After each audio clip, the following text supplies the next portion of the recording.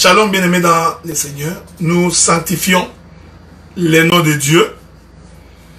Nous bénissons l'Éternel qui nous accorde encore aujourd'hui l'occasion de pouvoir partager sa parole. Que la maison de tout un chacun soit bénie de la part du Seigneur. Que le Seigneur bénisse ta marche. Qu'il bénisse ta maison, qu'il bénisse ton travail et qu'il bénisse tout ce que tu entreprends. Que la gloire de Dieu très haut puisse être ton partage en ces jours. Qu'il rassure tes pas sur le chemin de la vie éternelle. Parce que nous savons que sur la voie, sur le chemin des rachetés, même un insensé ne peut pas se perdre. Voilà pourquoi je crois que tu as choisi le bon chemin. J'espère que tu as choisi la bonne part. Et cette part ne te sera jamais arrachée. Gloire soit rendue à Dieu pour toutes les bonnes choses qu'il ne cesse d'accomplir à notre égard. C'est comme j'ai toujours dit, nous qui étions éloignés, nous qui n'avions pas droit de cité en Israël, nous qui n'avions pas part à ces choses, nous qui étions les rejetés de ce monde, les rébus de la terre, nous qui n'avions aucune valeur, aucune considération, voilà que le Créateur des choses visibles et invisibles, le maître des temps et des circonstances, le Dieu le plus élevé, il a donc accepté de quitter son trône, d'abandonner sa demeure, de descendre afin de nous choisir. Voilà pourquoi nous lui sommes infiniment reconnaissants et nous sommes rassurés que puisqu'il nous a aimés, qu'il nous a choisis en premier, il marchera avec nous jusqu'à la destination. Nous commençons donc la 13e partie de notre intervention sur Judas et Tamar. Nous sommes en train de cheminer doucement mais lentement. Mais je me ferai violence pour ne pas dépasser jusqu'à la 20e partie. Pour que certains ne puissent pas dire que j'ai exagéré. Donc, je n'irai certainement pas jusqu'à la 20e partie, jusqu'à la 100e partie, comme le docteur Marley Malengo. Mais je me ferai violence pour pouvoir terminer. Mais en tout cas, je crois que j'arriverai certainement jusqu'à la 20e partie. Et je crois que si le Seigneur nous prête vie, la semaine prochaine, probablement le week-end prochain, nous allons devoir commencer officiellement la diffusion de notre radio. Le temps de finir certaines données techniques et aussi sur le plan financier. Je crois que le week-end prochain, nous allons devoir officiellement commencer. Nous nous excusons si deux fois vous visitez le site et que vous vous rendez compte qu'il n'y a que les mêmes enseignements qui passent en boucle. Ne vous en faites pas. C'est juste une question de vous mettre la sauce dans la bouche. Mais soyez-en rassurés que le stock est plein. Il déborde même. Donc ce ne sont pas les enseignements qui nous manquent. Ce ne sont pas non plus les prédicateurs qui manquent. Soyez-en rassurés. Genèse chapitre 38.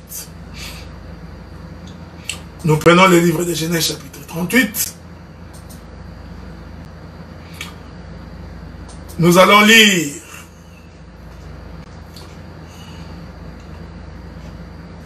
le verset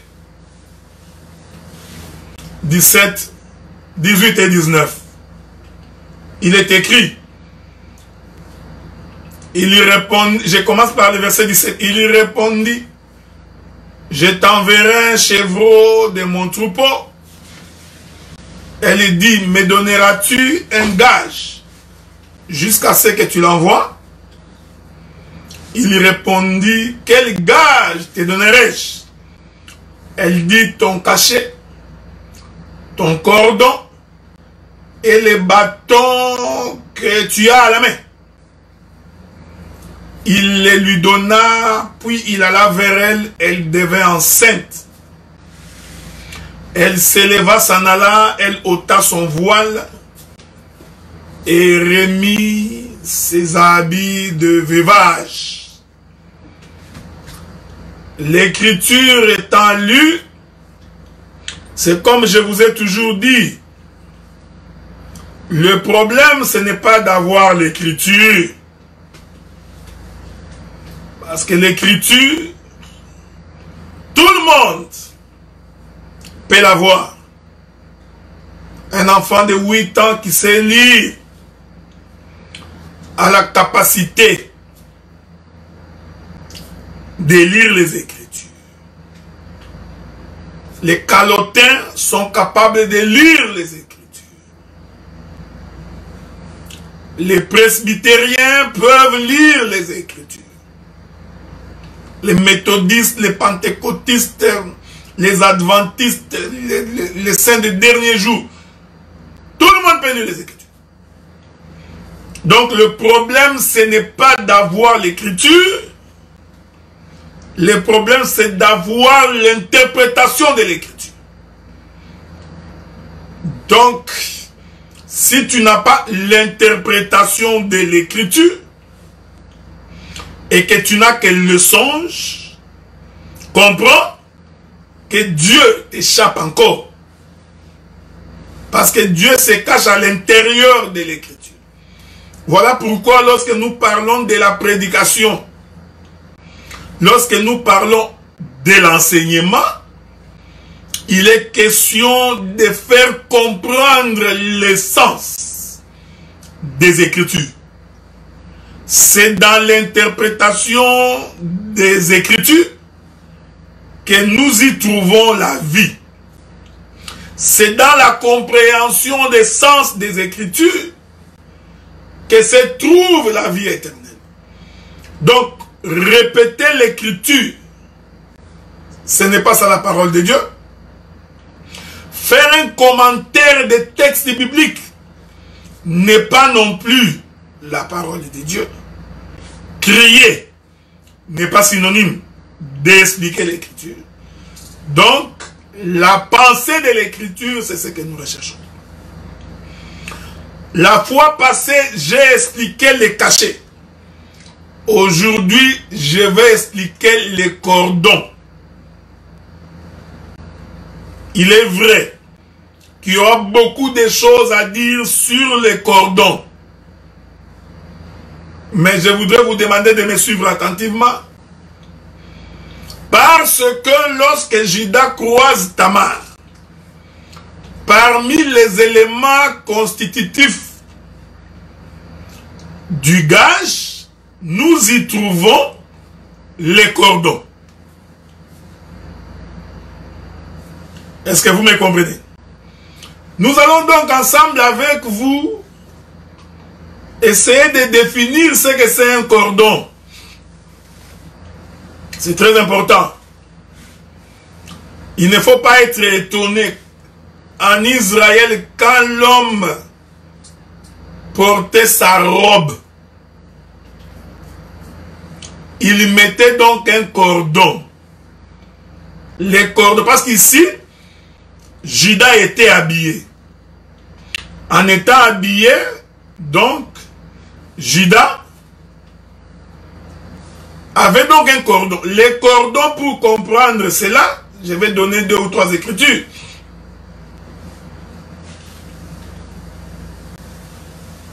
Je prends d'abord les livres d'Exode, chapitre 28. Ici, j'explique les cordons de Juda. Dans la Bible, il y a plusieurs cordons. Ok? Donc, il ne faut pas aller prendre tous les cordons, tu mets ensemble et tu vas expliquer la même chose. C'est comme ça que beaucoup de gens ont des difficultés. Donc, quand tu prends un mot, un texte de la Bible, il faut donc placer la balustrade pour que nous puissions nous faire comprendre. Je prends les livres d'Exode. Chapitre 28. Je vais commencer par le verset 26. Et tu feras 2 autres anneaux d'or que tu mettras au bas de 2 épaulettes de l'éphod, sur les devants près de la jointure, au-dessus de la ceinture de l'éphod. On attachera les pectorales par ces anneaux de l'éphod avec un cordon bleu, afin que les pectorales soient au-dessus de la ceinture de l'éphod et qu'ils ne puissent pas se séparer de l'éphod. Quand vous prenez le livre d'Exode, chapitre 28, verset 28, vous allez vous rendre compte que ici, les cordons, c'est défini comme étant les points d'attache. En d'autres termes, les cordons, c'est défini comme étant la ceinture. J'ajouterai d'autres écritures pour que les bien-aimés puissent très bien nous faire comprendre. Parce que les cordons, c'est lorsque un juif s'habillait, il était donc obligé d'utiliser les cordons comme une ceinture pour éviter que la robe de foie puisse se mouvoir. Hein?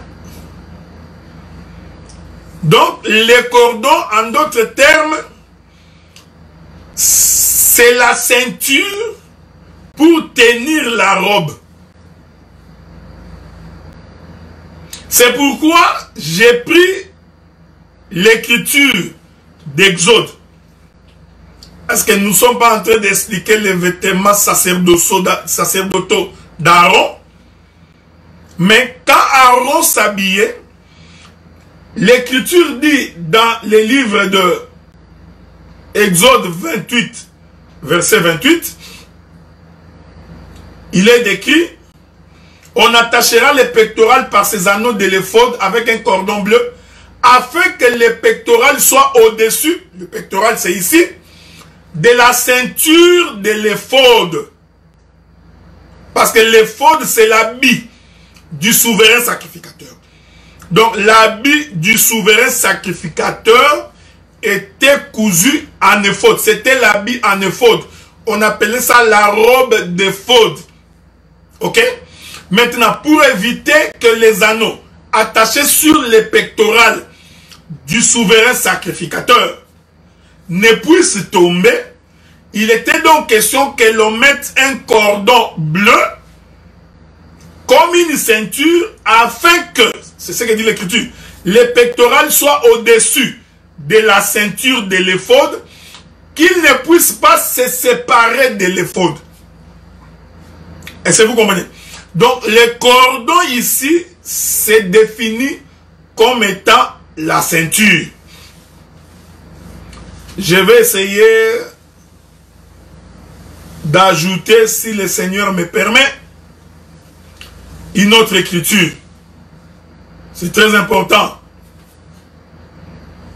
Donc, généralement, le cordon sert à maintenir.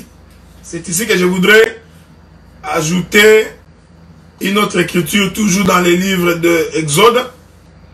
Lisons. Quand vous prenez Exode chapitre 28 toujours, je vais lire avec vous à partir du verset 36. Lisons. Exode 28, 36. Tu feras une lampe d'or pur. Tu y graveras comme on grave un cachet, sainteté à l'Éternel.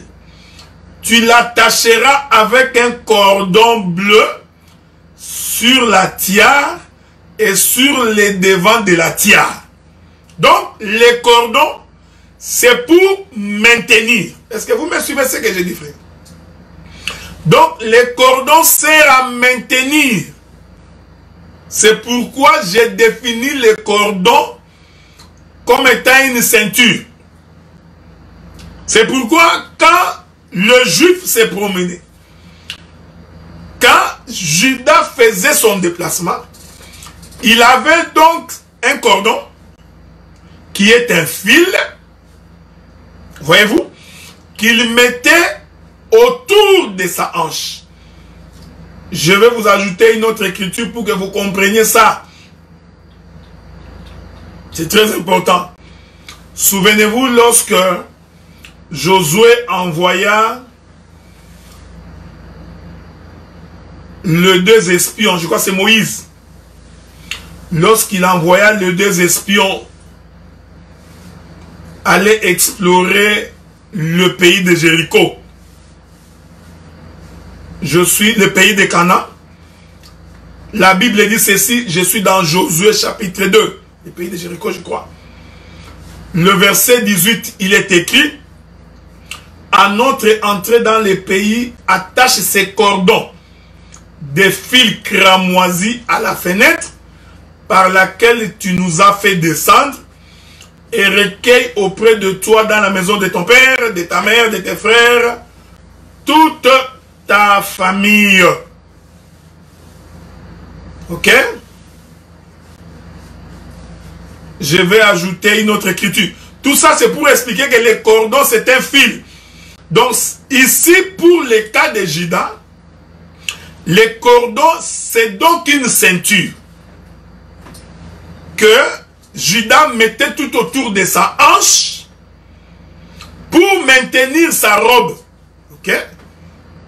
C'est ces cordons-là qu'il donna à Tamar.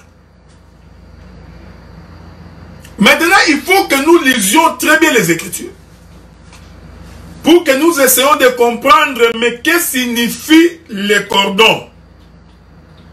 que les termes ne vous troublent point. Je prends l'écriture d'Exode, toujours dans Exode. Prenons encore une autre écriture dans les livres d'Exode. Exode chapitre 28, le 4e verset. Voici les vêtements qu'ils feront. Un pectoral, un éphod, une robe, une tunique brodée, une tiare et une ceinture. Ils feront des vêtements sacrés à Aaron, ton frère, et à ses fils, afin qu'ils exercent mon sacerdoce. Donc, quand Israël devait coudre les vêtements sacerdotaux d'Aaron, parce que Moïse devait ordonner qu'on puisse coudre les vêtements sacerdotaux pour Aaron, et il y en avait plusieurs, c'est pourquoi l'Écriture parle des vêtements. Il y avait donc parmi les éléments constitutifs des vêtements d'Aaron, il y avait ce qu'on appelait la ceinture, qui est en fait les cordons. Vous pouvez ajouter, c'est toujours pour votre information, quand tu prends Exode chapitre 29, le verset 5. Prenons d'abord Exode 28, 39, nous lisons. Tu feras la tunique de fin lin. Tu feras une tiare de fin lin et tu feras une ceinture brodée. Maintenant, quand vous sautez, vous prenez le chapitre 29, le verset 5.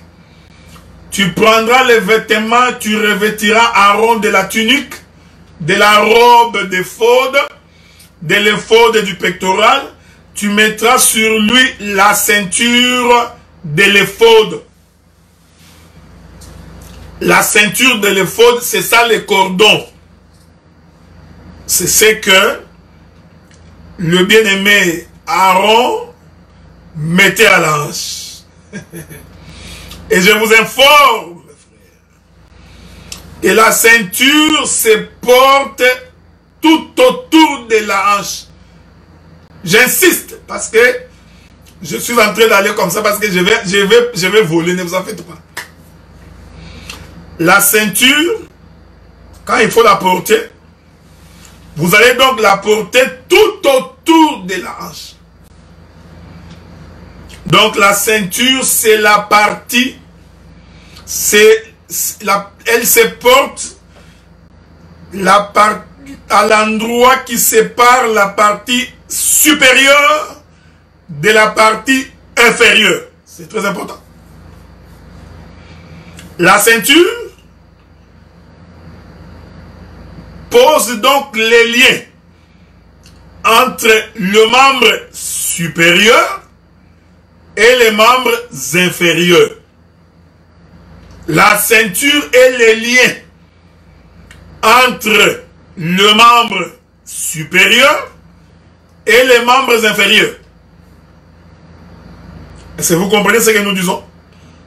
Donc, celui qui porte la ceinture, il est en train de mettre la liaison entre le supérieur et l'inférieur. Je suis en train d'insister parce que c'est très important. Donc, les cordons, qui est une ceinture, permet donc maintenant de mettre la liaison entre l'inférieur et le supérieur. Maintenant, regardez, frère. L'Écriture dit ceci. Ça, c'est le Seigneur qui est en train de parler. Je prends... J'ai beaucoup d'écriture, hein? J'ai beaucoup d'écriture. Je prends les livres d'Ésaïe. Ésaïe chapitre 11. Commençons par là. Ésaïe chapitre 11, nous lisons le verset 5. Le prophète Ésaïe dit: la justice sera la ceinture de ses flancs et la fidélité la ceinture de ses reins. Ok? Quand j'avais dit que la ceinture se porte à l'endroit où les membres supérieurs et inférieurs se séparent, ce n'est pas de l'invention. J'ai trouvé ça dans la Bible. Ok? Ésaïe nous dit que la fidélité, la ceinture de ses reins. Donc, la ceinture, c'est la fidélité. Mais cette fidélité, c'est autour des reins. J'insiste, frère. Or, les reins, c'est la partie de la hanche. On va faire un peu de l'anatomie aujourd'hui. Et il dit que la justice sera la ceinture de ses flancs. Ok? Donc, ici, le prophète Ésaïe définit la ceinture, le cordon, comme étant la justice, comme étant la fidélité. C'est très important. Donc, c'est lui qui est dans la justice.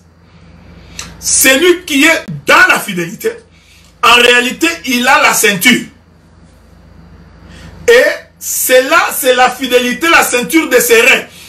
Parce que pour que le membre inférieur se déplace, c'est-à-dire pour que tes pieds, tes jambes se mettent en mouvement, il faut être rassuré que ta hanche est bien construite.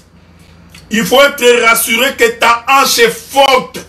Et ça, vous comprenez ça, c'est le déplacement des membres inférieurs est fonction de ta hanche, de la dureté et de la vivacité de tes hanches. Je vais ajouter une autre écriture.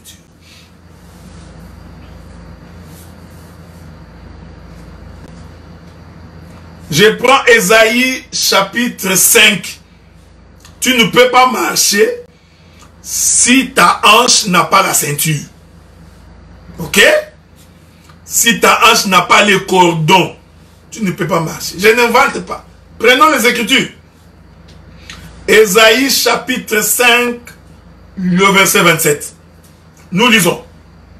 Nul n'est fatigué, nul n'est chancelle de lassitude, personne ne sommeille, ni ne dort. Aucun n'a la ceinture de ses reins détachée, ni la courroie de ses souliers rompue. Je répète l'écriture. Nous sommes en train de sonder les profondeurs de l'Éternel. Le prophète Ésaïe dit: nul n'est fatigué, nul ne chancelle de lassitude, personne ne sommeille ni ne dort, aucun n'a la ceinture de ses reins détachée. Donc si quelqu'un a la ceinture de ses reins détachée, qu'est-ce qui va lui arriver? Il va se fatiguer, il va chanceler, j'aime la Bible, frère, il va dormir, il va sommeiller. Donc quand nous voyons quelqu'un fatigué, nous voyons quelqu'un en train de chanceler, il marche en titibant et en tombant, et qu'il est fatigué, quand nous voyons quelqu'un dormir, sommeiller, nous comprenons que la ceinture de ses reins est donc détachée. En d'autres termes, la ceinture te permet de marcher sans dormir. Est-ce que vous comprenez? La ceinture t'empêche de sommeiller. La ceinture t'empêche de dormir.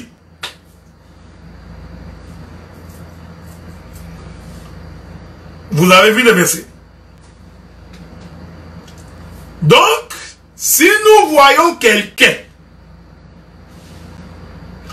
qui marche en chancelant, or chanceler ici, c'est celui qui tombe. Donc, quand nous voyons quelqu'un tomber, tout le temps dans le péché, quand nous voyons quelqu'un alors que tout le monde est éveillé, lui dort, le frère Paul dit, veillez et priez en tout temps. Donc, nous sommes appelés à rester éveillés, à ne pas dormir. Est-ce que vous comprenez? Or, ce qui fait en sorte que nous restions éveillés, c'est la ceinture, d'après les livres d'Ésaïe. Sois calme parce que j'ai encore beaucoup de flèches dans mon carquois. Je n'ai pas fini. Est-ce que vous comprenez? Donc, ce qui fait que un peuple reste éveillé, ne pas dormir et ne chancelle pas, c'est parce qu'il a les cordons, c'est-à-dire il a la ceinture. Donc, nous comprenons que lorsque Judas donne à Tamar les cordons, qui est la ceinture, c'était pour que Tamar reste éveillée, pour que Tamar ne sommeille point, qu'il ne chancelle pas non plus. Donc tout celui qui a la ceinture, c'est quelqu'un qui marche droitement, c'est quelqu'un qui ne dort pas. Ne vous en faites pas, j'ai beaucoup d'éléments pour expliquer ces choses. Donc nous comprenons maintenant, frère, que lorsque nous voyons quelqu'un, ici vous comprenez que Tamar, c'est en fait l'image de ce que j'ai appelé l'église. J'expliquerai plus tard que Tamar c'est aussi l'image d'Israël. Mais pour l'instant, j'explique Tamar comme étant l'image de l'église. À qui le Seigneur a donné les cordons. Les cordons, j'ai expliqué d'après les livres d'Ésaïe que c'est la justice, c'est la fidélité. Nous pouvons ici nous asseoir pour exhorter un homme qui n'est pas fidèle à la parole, il n'a pas la ceinture. La fidélité, c'est observer scrupuleusement ce que le Seigneur a dit. Vous le faites fidèlement. Vous vous accrochez à ce que Dieu a dit. C'est ça, rester fidèle. La justice ici, c'est par rapport au péché. C'est-à-dire, c'est marcher dans la vérité. Est-ce que vous comprenez? Donc, Ésaïe nous fait comprendre que celui qui a la ceinture ne peut pas dormir. Celui qui a la ceinture ne peut pas chanceler. Il ne peut pas tomber. Donc, quand nous voyons quelqu'un tomber, donc nous comprenons que cet homme n'a pas la ceinture. Est-ce que vous comprenez ce que nous disons? Mais permettez que nous puissions avancer. Toujours pour expliquer cette notion de la ceinture.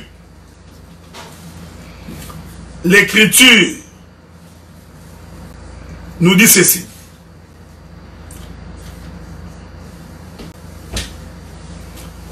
Jérémie chapitre 13.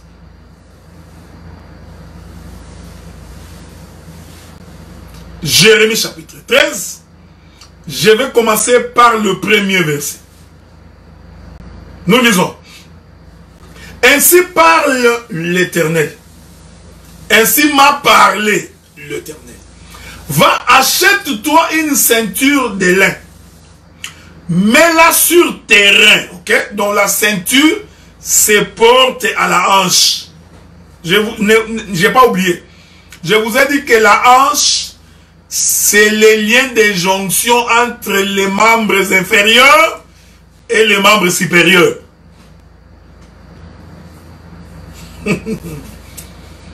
Je répète ça pour que quand je vais voler, que tu ne dises pas que tu n'as pas compris. La ceinture se porte